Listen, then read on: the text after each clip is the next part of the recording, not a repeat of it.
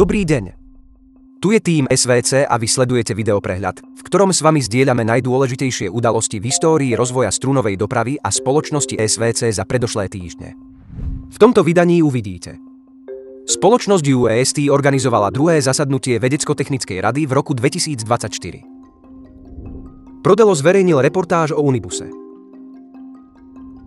Prezident a generálny riaditeľ skupiny spoločností Infotouch Technologies navštívil centrum USky. Nestrácajme čas a hneď prejdime k prvej udalosti. Spoločnosť UEST organizovala druhé zasadnutie vedecko-technickej rady v roku 2024.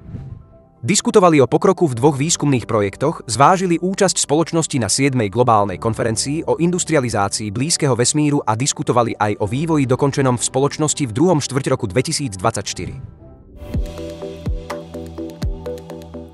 Bieloruský obchodný portál Prodelo písal o 48-miestnom Unibuse.